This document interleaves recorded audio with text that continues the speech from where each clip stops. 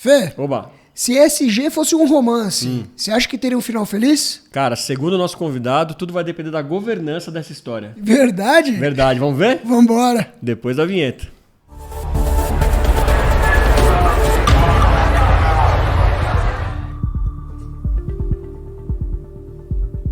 Pronto?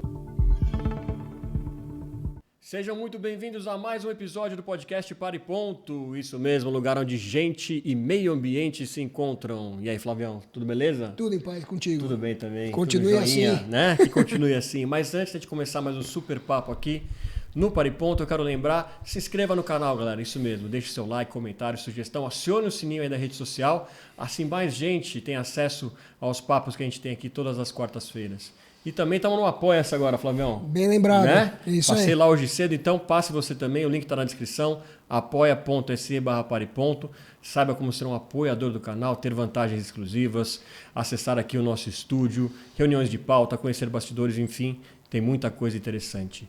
Hoje a gente vai falar sobre muita coisa interessante, Flávio. Olha, como é importante, você sabia disso, né? Acho que já sabia, né? Não sei. Como o ESG é uma decisão importante para as empresas tomarem, né? Isso já está mais que sabido. Verdade. E para reforçar isso, a gente tem um especialista em decisões de alto impacto, que nos dá o prazer de estar aqui no estúdio hoje, que é o Orânio Bonoldi. Tudo bom, Orânio? Tudo bem? Prazer estar aqui com vocês. Flávia, Fernando, prazer. Legal. E, Orânio, vamos começar falando disso, né? A gente já tive o prazer de entrevistá-lo aqui no Ponto de Fala, onde a gente falou muito das decisões, né? Das prioridades que a gente tem que ter na vida, sobretudo nesse ambiente corporativo. O ESG passa a ser, então, aí uma decisão de alto impacto para qualquer empresário, empreendedor, líder. Como que está acontecendo isso? Sem dúvida nenhuma, né? Hoje, né, o ESG ele passou, né, a ser um tema, né, uma matéria extremamente importante e vem ganhando vulto, né? Muitas pessoas falam assim, não, o ESG já está consolidado. Não é verdade. Cada vez mais tem se tornado uma preocupação nas empresas, né? E cada vez mais profissionais nessa área também vêm sendo requisitados. E existem cursos hoje com especialização em ESG e esses profissionais eles têm sido também bastante valorizados, né? E tanto gente jovem, isso também é interessante, é um movimento que tanto gente jovem como também pessoas mais velhas, mais idosas, elas têm sido recrutadas nas empresas em função desse tema. E as mais velhas, elas têm uma vantagem. A vantagem de ter uma visão mais holística, corporativa, uma vantagem por ter passado por inúmeras experiências. Então, elas conseguem ter uma visão e tem também uma bagagem de sabedoria, de conhecimento, que é muito importante no quesito ESG, por conta dessa questão de visão holística que tem que se ter.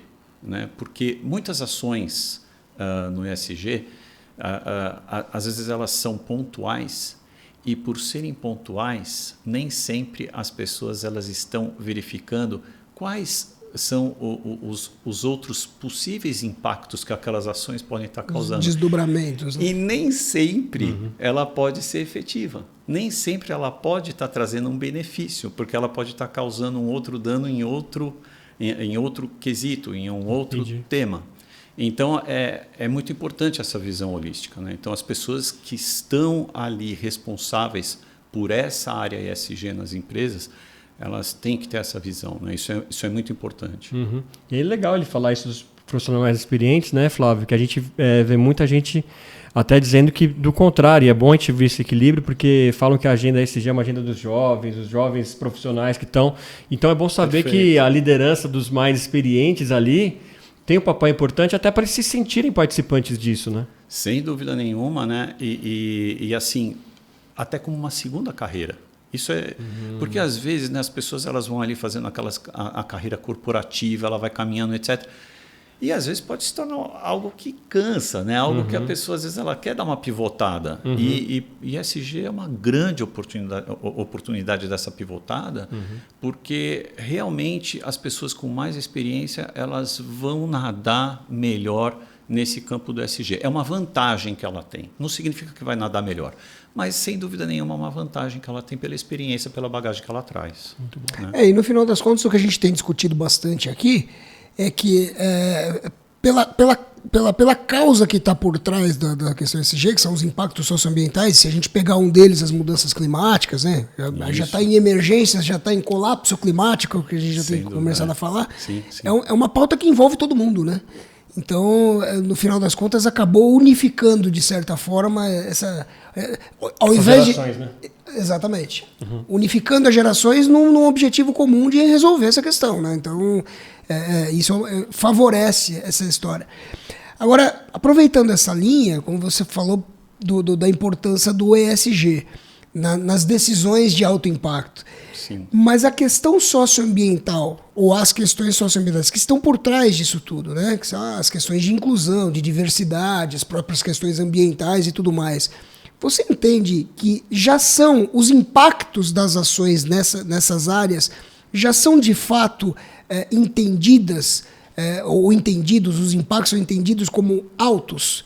Né? Porque quando você define as decisões de alto impacto, você fala das liberdade de escolha, né? Ou da impacto em mais de uma frente, mas me parece ainda que as pessoas ainda não se atinaram, nem todas as pessoas se atinaram para os efeitos disso tudo. Porque o ESG, no final das contas, vai ser uma linha mais financeira dessa história, a visão do mercado financeiro para isso. Mas as decisões sobre as questões socioambientais já têm esse impacto todo observado ou ainda é subestimado, na tua opinião? Na minha opinião, eu acho que ainda é subestimado. Né? E eu acho que aí existe um ponto assim, bastante importante, né? Que talvez passe um pouco pela questão regulatória também. Né? O que acontece? A gente percebe que, às vezes, são raras as empresas que elas conseguem implementar ações efetivamente, fazer acompanhamentos efetivos de indicadores para que ela possa ter esse reconhecimento, esse resultado, ela poder mensurar isso e poder apresentar. Né? E aí mostrar que, olha, teve um impacto positivo, excepcional, vamos continuar nesse caminho e por aí vai. E por que assim, eu vejo que isso acontece? Né? Aí entra um pouco na questão que eu tenho batido bastante nessa tecla. Né? Talvez as pessoas não se atinem, né? Mas no ESG, talvez o aspecto mais importante desse tripé é a governança.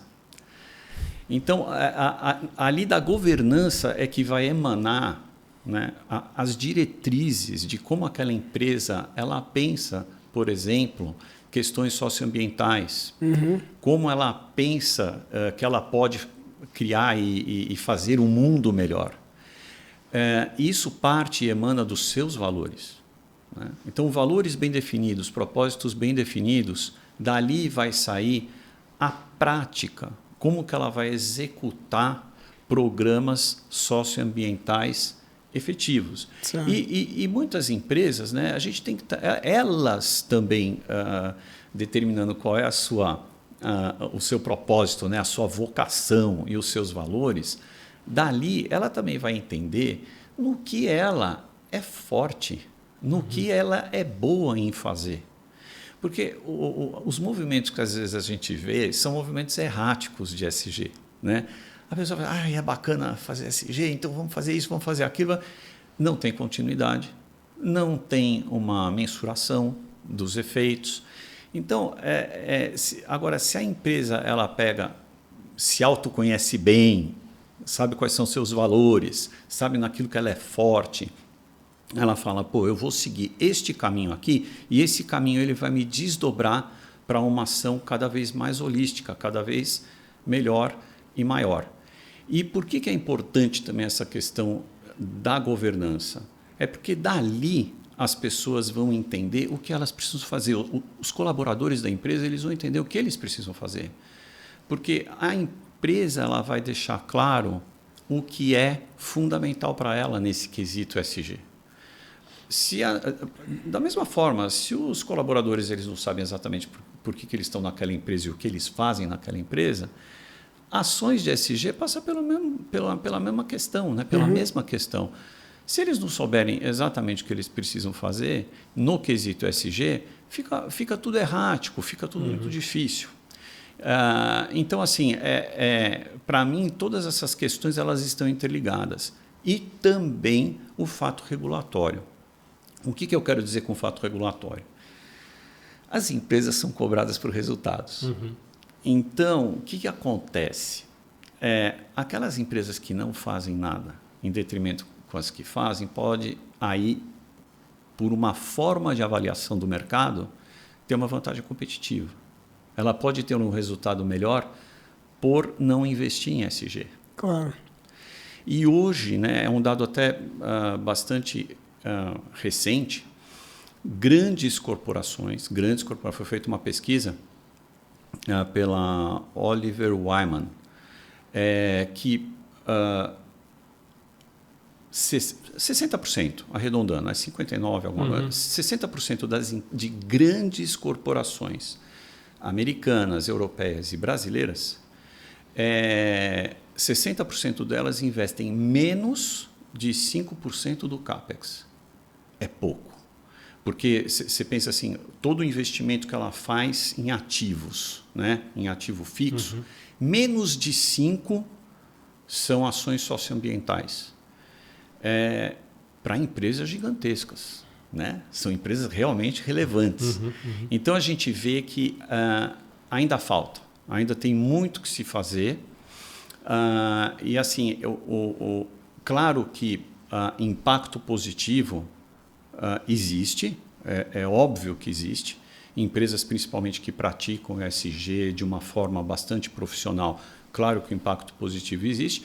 Mas esse impacto, na realidade, ele vai existir se todos fizerem, né? Se a grande maioria fizer.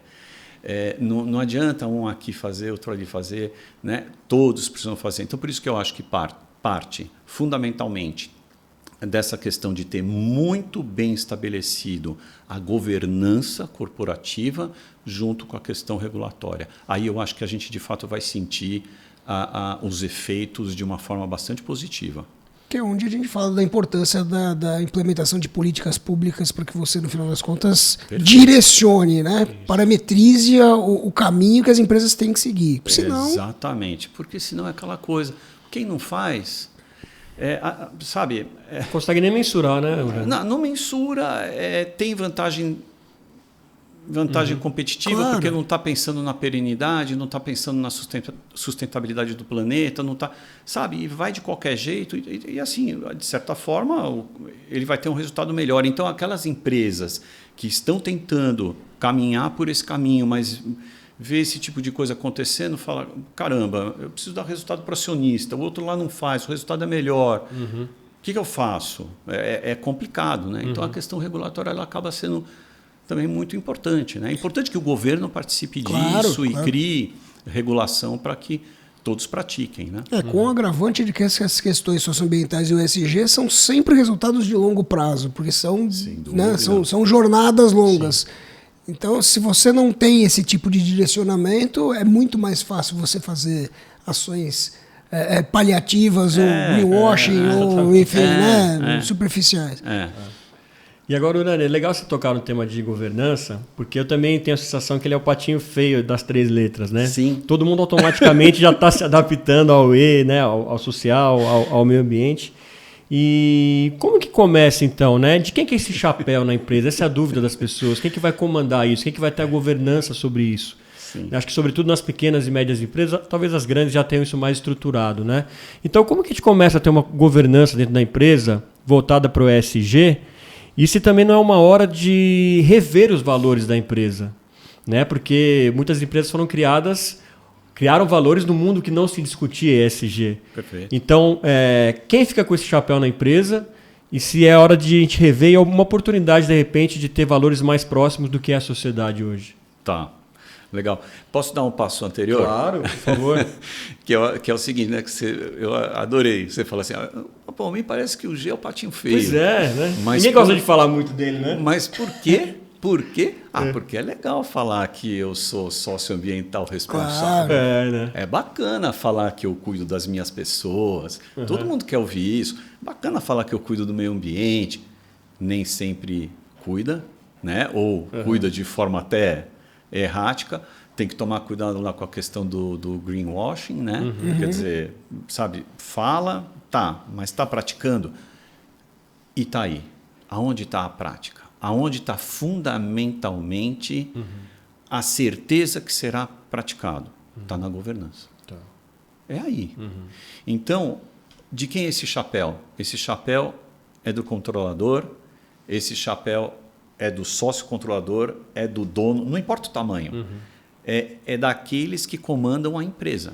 É dali... Alta liderança. Alta liderança. É dali que vai emanar o nível de responsabilidade sobre questões socioambientais e é dali que vai emanar as diretrizes para que os colaboradores caminhem no mesmo sentido. Esse chapéu está ali. Então, é por isso que eu, de certa forma, eu teço essa crítica desse cuidado que tem que se ter. Porque se a governança ela não tiver absolutamente envolvida na prática do ESG,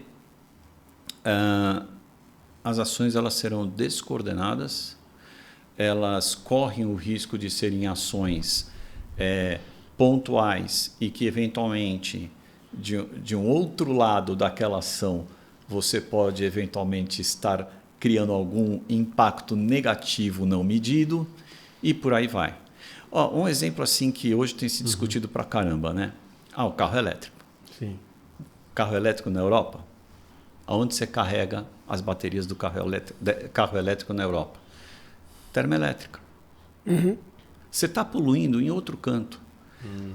Você tem que fazer uma conta geral. Espera aí, o impacto dessas termoelétricas produzindo energia para eu carregar o carro elétrico aqui é maior ou menor do que o teu carro elétrico? É maior. Então, para de insistir em ter carro elétrico na Europa, até mudar a matriz energética. Vem para o Brasil. Para o Brasil, beleza. A gente tem uma matriz energética super sustentável, né? Então, carro elétrico aqui pode fazer o maior sentido do mundo.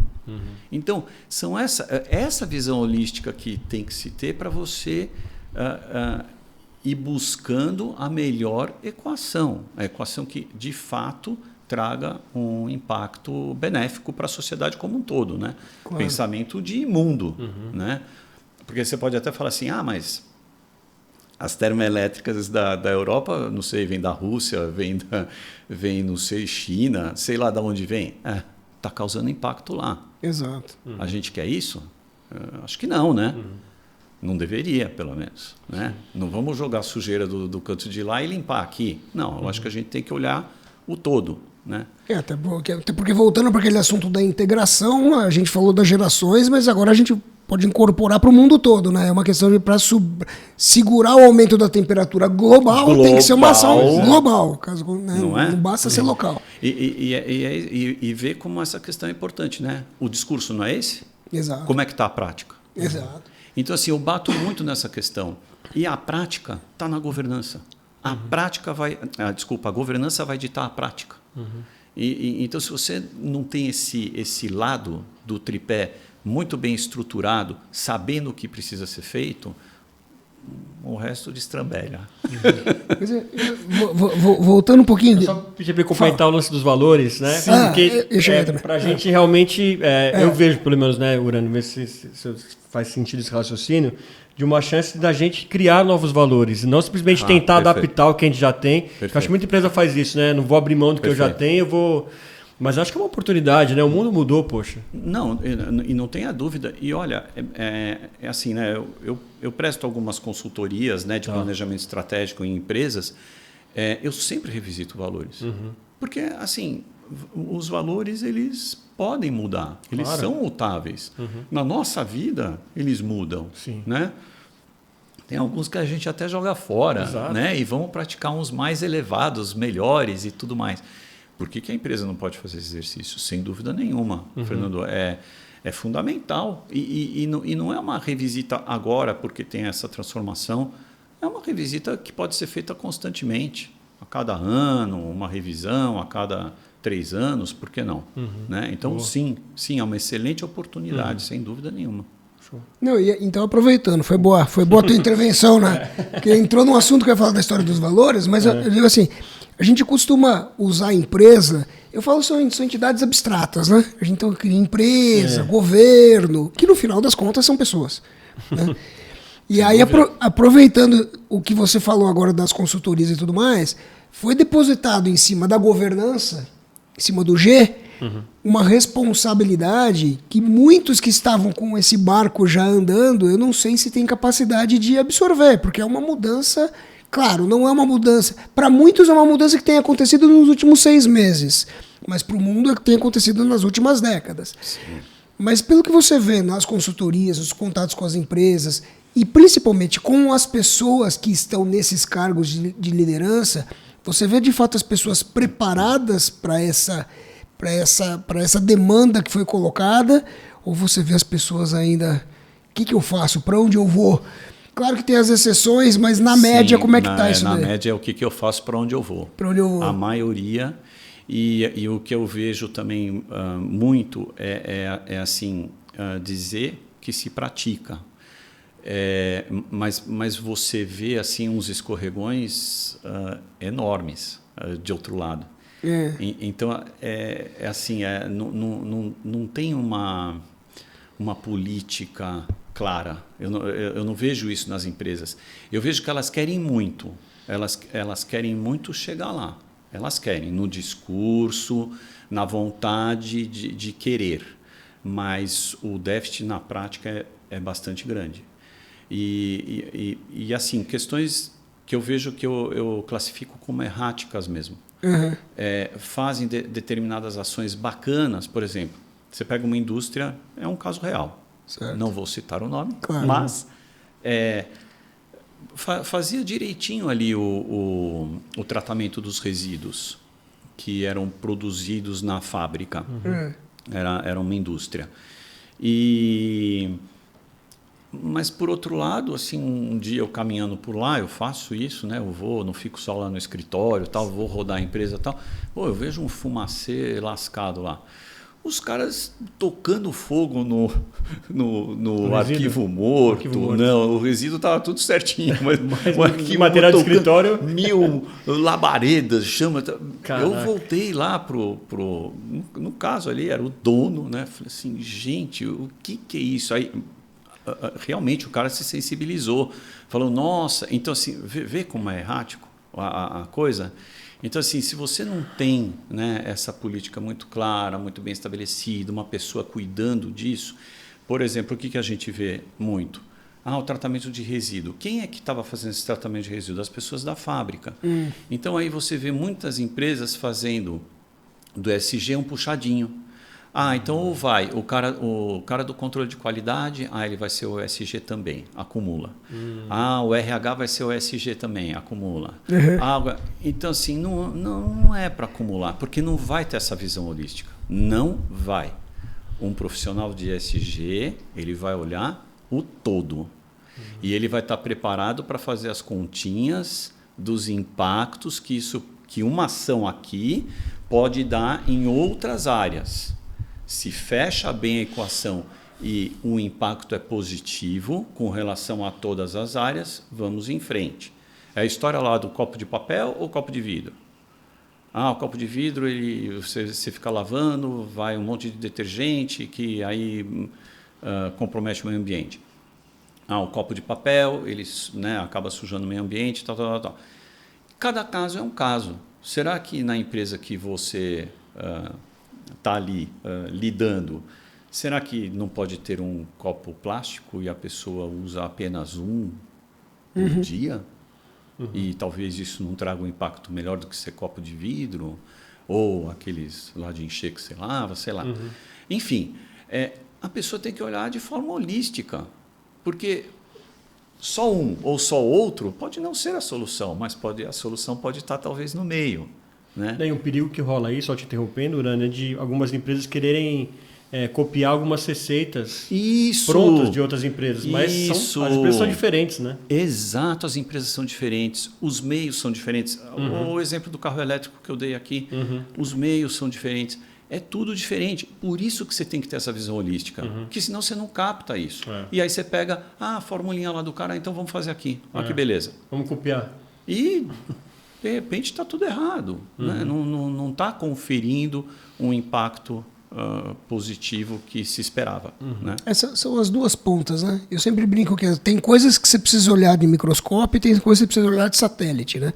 O que você está trazendo é que a pessoa tem que olhar essas coisas de satélite. Ela precisa ter uma visão ampla, geral da história. E no final das contas, as ações são de fato muito específicas. Então, quando você vai tratar da questão dos resíduos, de fato não tem uma receita pronta. E aí sim, o gestor precisa ter a capacidade de identificar as melhores práticas através de pessoas especializadas nisso. E aí você afunila essa história. Né? Porque para cada resíduo tem uma situação, para cada tratamento tem uma forma, para cada material. E aí essa visão geral ele precisa direcionar para as pessoas corretas. Senão vira uma...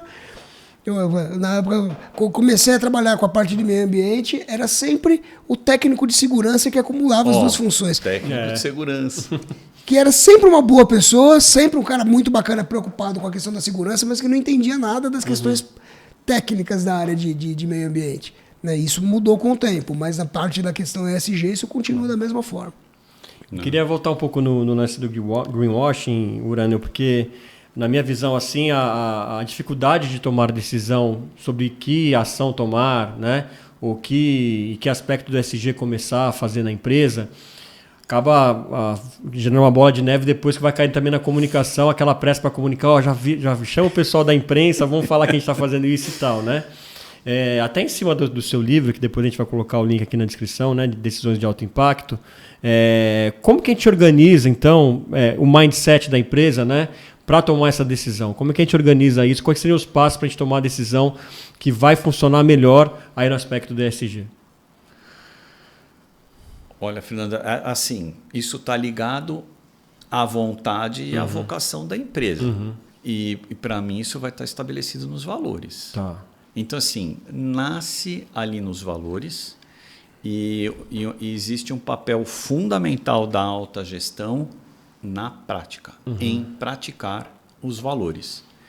Então, se a alta gestão, por isso que eu chamo tanta atenção para a governança, se a alta gestão não estiver engajada, não sai, não vai para frente. E por isso que a questão ali do gestor de ESG, ele tendo um pouco mais de idade, ele pode ter um pouco mais de senioridade para, no bom sentido, bater de frente quanto a essas práticas, quanto a levar essas práticas adiante. Porque também ter profissional de ESG, que eventualmente ele vai seguir alguns preceitos e vai aceitar e vai acatar e não vai trazer aquela questão a bom termo, a resultados efetivamente positivos e saudáveis, também não resolve. Então, é importante que se tenha profissionais que tenham senioridade no assunto e que consigam tratar de igual para igual com CEOs, com controladores, com conselhos de administração, com alta gestão das empresas. Porque, do contrário, se a alta gestão não estiver engajada, é muito difícil desses programas eles terem êxito. E podem ver, isso são questões que, se vocês começarem a pesquisar e fazer um apanhado dessa questão, vocês vão ver que as empresas que têm sucesso e que têm apresentado os resultados efetivamente positivos em ESG, a alta gestão é absolutamente engajada. O Fábio Barbosa, que ele inclusive prefaciou o meu livro, né?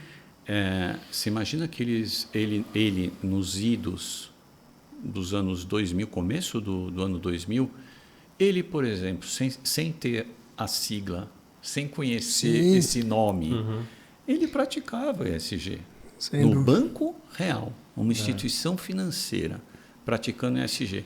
Eu tive a grande oportunidade, por isso que eu fui atrás dele para prefaciar o livro, de conhecê-lo lá no Banco Real, quando ele estava sugerindo fazer agências, e eu vi o projeto, imagina, eu vi o projeto das mãos dele, né? Projetos de agências sustentáveis. Sim. Então ela era autossustentável, era um negócio fantástico assim. Sim. Naquela época. Então, ver o que é uma alta gestão engajada, né? Aí você pode ter certeza que o banco inteiro vai pensar nisso. E como que eu fui atrás até para ver essa questão de visitar, conhecer esses programas, né, socioambientais do Real, foi o fato de que eu era diretor financeiro na época numa empresa, e aí o que me foi ofertado? Olha, se você nos trazer o fato que vocês têm práticas socioambientais, a taxa de juros de vocês é reduzida por um programa que o Fábio Barbosa criou. Olha que incrível. Cara, então eu falei, nossa, mas sério? Tal? Como é que funciona isso? Ah, sim, tal. Nós começamos a correr atrás para mostrar uma série de quesitos que a gente fazia. Então, era tratamento de resíduos. Era tudo meio desconectado, mas a gente tinha algumas práticas na empresa. A gente foi correndo atrás de tudo para compilar, para apresentar, para mostrar. E nessas eu tive a oportunidade de conhecer esses programas de agência autossustentável. Então, era com painéis solares. A água era reciclada e tudo. Enfim, eles chegaram a implantar. Sim. E eles tinham uma pessoa, não me recordo agora o nome dele, era até uma pessoa oriental, muito bacana, chamava Carlos, eu não vou lembrar o sobrenome dele. Muito bacana, focado. Era o cara focado em questões socioambientais. Eu lembro, trabalhava em imprensa na época, Urânio, sem sombra de dúvida. Foi a primeira empresa a tratar a sustentabilidade de maneira mais clara Sim. A comunicar. Interessante, foi né? até novidade. Nossa, tem uma empresa falando disso. Os caras foram fera mesmo. Fera. Muito fera mesmo. E é o conjunto perfeito que ele estava discutindo, né? Se junta uma empresa que escuta a pessoa, e aí sim você tem... E junto uma pessoa como o Fábio Barbosa, que tinha uma visão muito à frente do seu tempo, e até hoje está na vanguarda. Está na vanguarda. E vê, né? E colocou um gestor para tratar disso. O cara era focado nessa questão. Tanto é que quando a gente apresentou o relatório de ações socioambientais que nós fazíamos, que geravam um impacto positivo, né, na disciplina socioambiental, veio visitar a empresa. Ele veio visitar a empresa. Esse cara focado veio ver em loco, está fazendo, relatório, vai, taxa reduzida de juros. no empréstimo. Muito bacana, né? Muito legal. Aí você pegou um ponto que eu tinha pensado em perguntar para você. Você falou, abriu-se também uma necessidade. A gente tinha na época das ISOs e tudo, na década de 80 e 90, aquele profissional que passou a ter a necessidade de visitar o chão o cara da gestão que passou a ter a necessidade de visitar o chão de fábrica. Quando já não visitava, né? Então, entender o que estava acontecendo, escutar os funcionários, né? Ou ver como é que a dinâmica, a relação das pessoas estava acontecendo. E hoje em dia, por conta desses impactos globais, você fala assim, vou salvar a Amazônia. Onde você está? Eu estou aqui na zona leste de São Paulo, mas eu vou salvar a Amazônia. Não que não seja importante, mas criaram-se metas distantes, longe, né? Enfim, que fica até... facilita a história de você sublimar a discussão. Contribuir, né? Contribuir. E você passou por uma experiência recente, né? De conhecer a Amazônia, não foi isso? Sim, foi. E você fala, inclusive, recomenda que as pessoas... façam. Você mora em São Paulo, ou façam. Conheça a Amazônia, você passou por uma celebração do Guaraná e etc. Bom, eu tive, assim, eu conheci a Amazônia... no final da década de 90 ainda, e é um negócio que de fato muda a visão das coisas, né? Conhecer, e não só a Amazônia, mas conhecer o Brasil como um todo. Sim. Que a gente está falando de bioma de Cerrado, de Amazônia, de Pantanal e tudo mais. Queria que você falasse um pouquinho dessa tua experiência e o que de fato isso muda na percepção da pessoa Quando você fala, todos nós queremos salvar a Amazônia, mas conhecendo, o que muda isso na percepção da pessoa? Então, olha, a pergunta é... Não, assim, é bem complexo.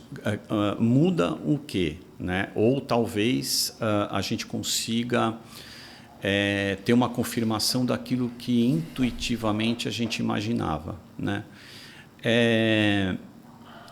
A questão da pseudo-proteção, que tanto se fala que se dá à Amazônia e aos índios, ela acaba sendo muito nefasta, né? Contra toda aquela população mesmo. Por quê?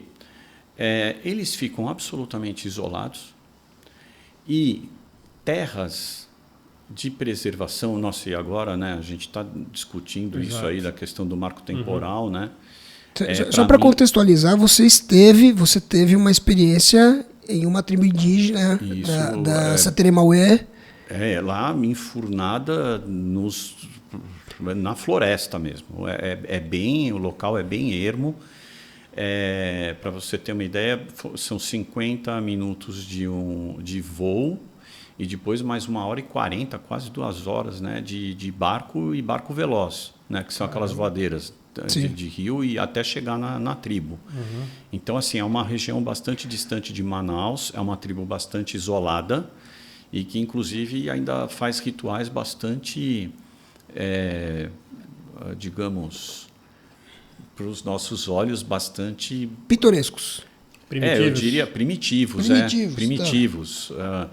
Né, que lá daquela formiga tucandeira, né, que pica as mãos da garotada para se tornar adulto. Né? Então são os rituais bem... É um ritual de passagem, né? Ritual de passagem. São 200 formigas por mão. E é uma formiga vespa. Sim. São 100 de cada lado e eles ficam 20 minutos tomando essas picadas, fazendo o ritual, entoando cânticos e tal. Não permitem filmar. Mas eu tive a oportunidade de assistir. É um negócio assim que você fica realmente impressionado.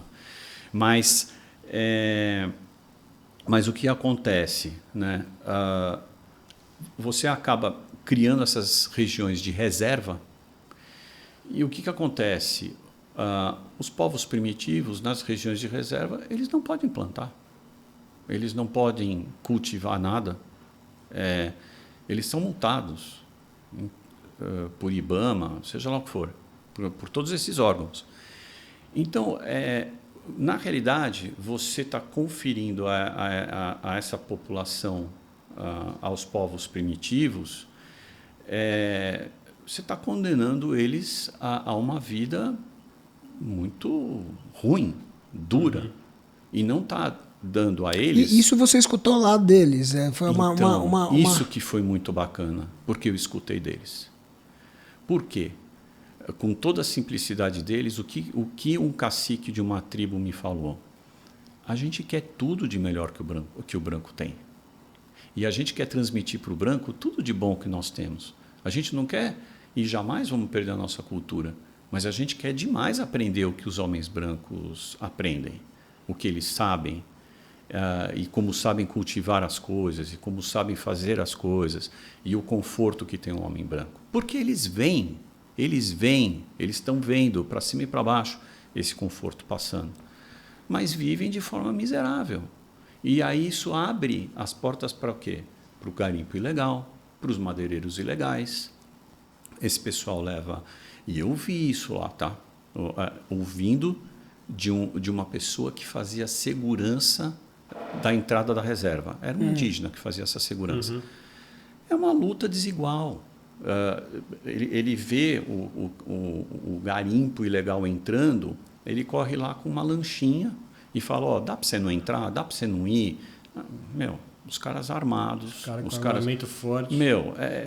Vai chamar a polícia leva não sei quanto tempo para chegar. Então, é uma situação desigual. Eu classifico como uma situação desumana e eu comprovei isso. Eu comprovei em loco o quanto o índio deseja ter o que nós temos de bom, ter o conforto que nós temos, aprender o que nós sabemos, E aí existe o quê? Ter a possibilidade e a capacidade da escolha.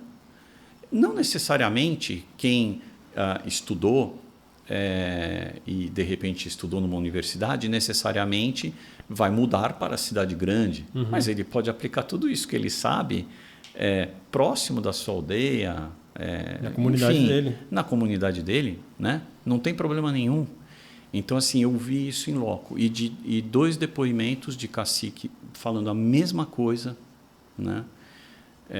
Que eles são... O cacique é Texua. Então, eles declararam a mesma coisa para mim, dessa questão do quanto eles querem essa aproximação, essa troca, sabe? Esse câmbio de conhecimentos. E, obviamente, isso não significa perder a cultura. A cultura se preserva, você preserva essa cultura, não tem problema nenhum perdê-la, né? Não existe risco de perder se você tem o foco em não perdê-la, né? Então, é algo que eu acabei comprovando lá de forma bastante contundente, foi relativamente simples, foi muito rápido esse diálogo, né? E tem tantas coisas que podem ser feitas, né?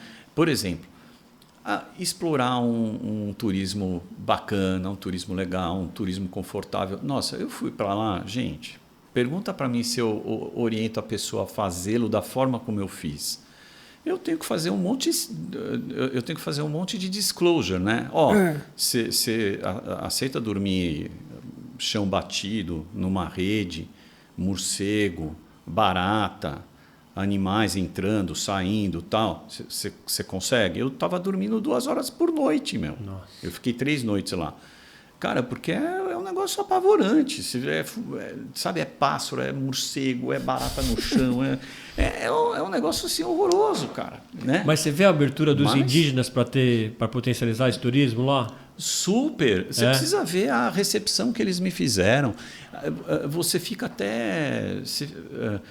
Você se sente até, você fala, meu Deus do céu, não é tudo isso. Assim, quantas vezes ele agradeceu a minha presença lá. Eles tudo agradecem, é uma coisa muito bacana. Eles vão entrar no rio, eles agradecem. Eles pedem permissão e entram no rio e agradecem, né?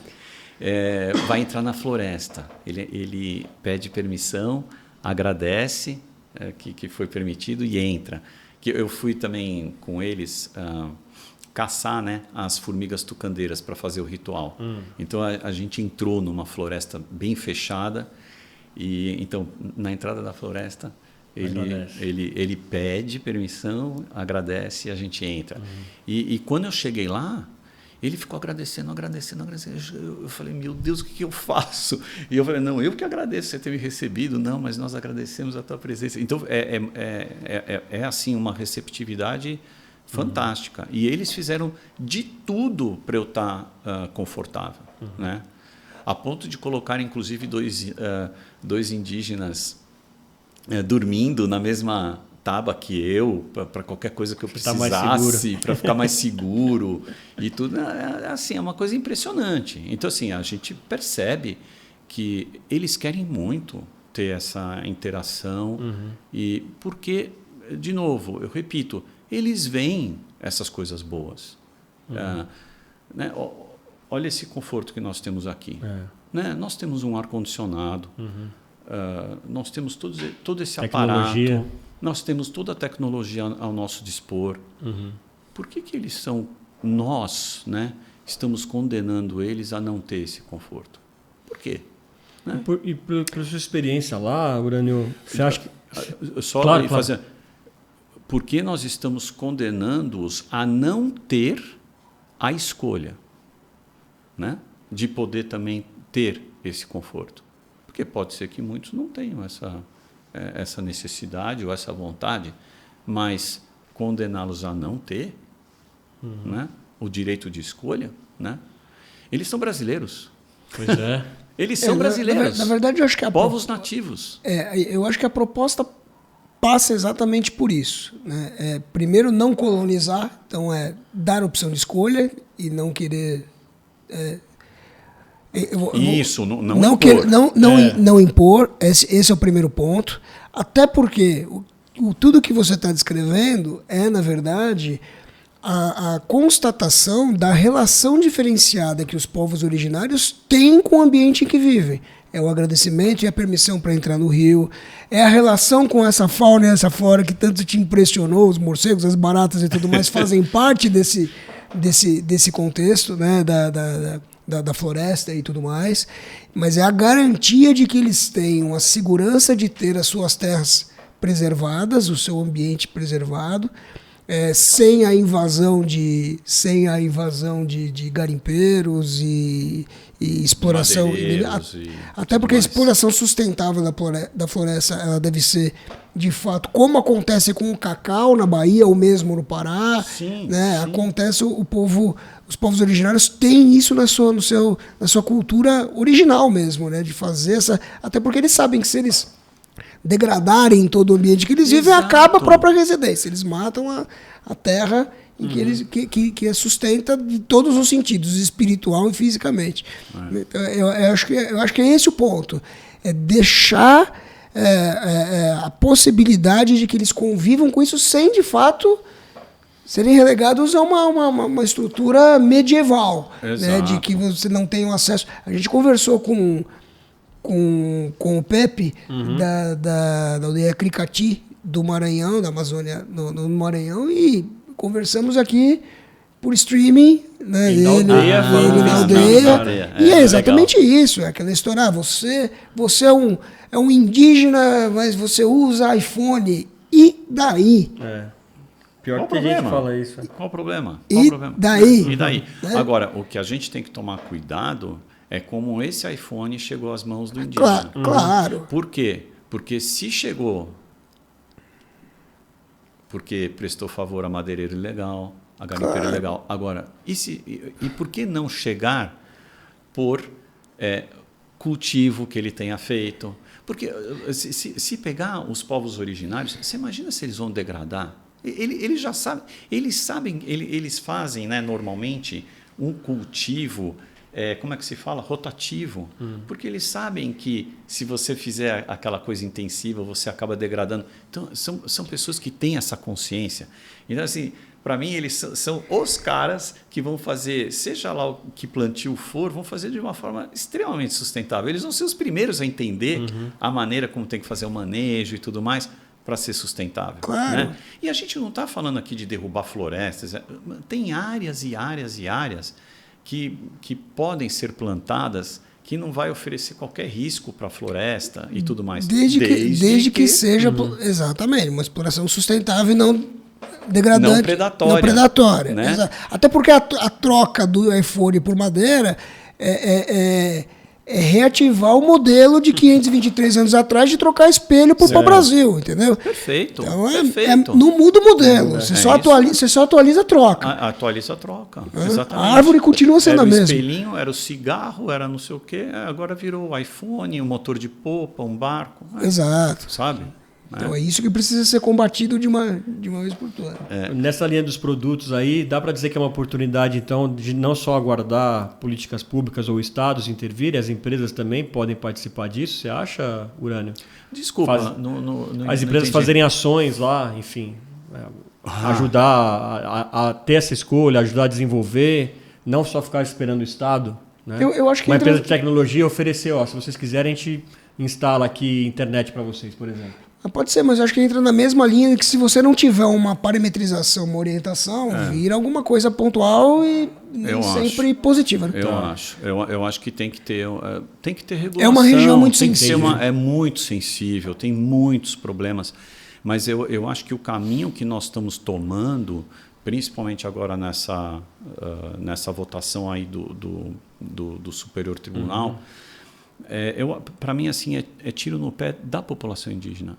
Eu acho isso horrível para eles. Né? A história do marco temporal, você está dizendo.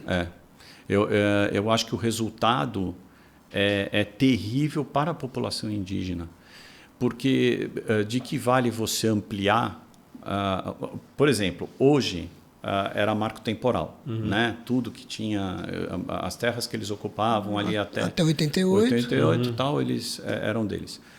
A partir do momento que você já dá o problema que dá, a partir do momento que você amplia isso, você está ampliando o problema. né? Serão mais áreas que poderão eventualmente ser ermas, terra de ninguém, vira terra de ninguém, e, portanto, invadidas por garimpo ilegal, madeireiro ilegal e por aí vai. É muito complicado, é uma área muito sensível, sim, mas eu acho assim, deveria ser tirado uma série de obstáculos para os povos originários. Eles têm muitos obstáculos. Essa questão é real, que eu estou dizendo que eles não podem plantar nas terras deles. Né? Por quê? Porque é terra preservada, então não pode tocar. Então ninguém pode tocar, inclusive os povos originários. Então, assim, isso é fato, ocorreu. Povos originários sendo multados porque estavam fazendo cultivo de arroz, de feijão, de mandioca e papapá. Então, assim, é algo muito sensível, muito complicado. Isso deveria ser visto de uma forma holística. Como a gente falou de tudo aqui, né? Como a gente tem falado aqui. Rapaz, esse assunto dá pano Não, pra mão. é por isso que quando você me fez a pergunta, eu falei, nossa. Mas foi importante. É amplo, o assunto é gigantesco. Eu não sei se você está querendo encaminhar já, porque você deu uma introdução pode aí. Pode fazer mais uma. Eu queria fazer mais uma. Autorize. Por favor, posso? Pode. Não precisa nem pedir, meu. Esse caderno dele é terrível. Na verdade, a gente está diante de um autor consagrado. Exatamente. Então eu preciso me aproveitar. Não é sempre que a gente. Não é sempre. Calma, menos. Na verdade, eu ia te fazer uma pergunta filosófica aqui. Olha, pra gente terminar pensando, então. Tá vendo? Ou não, eu quero resposta. Tá. Na verdade, assim, a gente está caminhando agora para um aquecimento. Já está quase certo que a gente não vai conseguir segurar 1,5 grau, enfim. E aí a gente está passando por eventos extremos. A gente teve um inverno agora, para quem gosta de calor, né? Prato cheio. Um prato cheio. Maravilhoso. Mas, ao mesmo tempo, eventos extremos como o que aconteceu no Sul, enfim, enchentes e tudo mais. E a tendência é que isso vá aumentar e muito. Aí eu ia te fazer a pergunta filosófica entra aí, né? Você que é um escritor consagrado. Assim, nesse romance da vida real, você prevê um final feliz para a humanidade ou você... É um livro de terror que você vai... Olha, eu prevejo um final feliz. Assim, se eu não acreditar nisso, né, de que vale viver com valores, né? Porque senão você vai, eu atropelo tu, faço, porque amanhã vai acabar mesmo? Vai acabar, porcaria, né? Então, sim. Eu vejo que é uma pena que o homem degrada para depois arrumar. Eu vejo uma pena nisso tremenda. E eu acho assim, para mim, se a gente pegar alguma coisa aqui na nossa região, sudeste, né, que infelizmente eu acho que é o grande retrato disso, é o nosso Rio Pinheiros, nosso Rio Tietê. Né? Então, assim, por que deixar degradar dessa forma para agora fazer esse esforço hercúleo, né, de tentar voltar a ser um rio oxigenado, né? Mas se a gente olhar para outros países ditos desenvolvidos, aconteceu a mesma coisa. O Tâmisa era rio que tinha cadáver boiando, animal, cheirava mal pra caramba, e hoje é um dos rios mais oxigenados. Eu não sei se vocês sabem disso, né? Mas eles colocam trutas no rio, porque a truta é um peixe, indicador, é um né? indicador. É um indicador que se a truta vive ali, o rio está oxigenado. E até hoje eles controlam o oxigênio do rio bombando. Tem uns barcos que passam e se cai num nível um pouco mais baixo, eles bombam. O rio é um rio absolutamente despoluído, oxigenado, com peixes, etc. Mas era um rio morto, né? Então, assim, eu acredito que a gente vai conseguir recuperar os nossos rios. Eu acredito que a gente vá conseguir ter um mundo mais justo, economicamente saudável, né? Olhando para essas questões climáticas com mais cuidado e de forma holística, né? Mas assim, é tempo, né? Leva tempo. Talvez nós não vamos conseguir ver isso, né? Mas eu acredito que o caminhar da humanidade leva a gente viver um mundo melhor. Mais esperançoso agora? Opa, mais ainda. Então tá bom.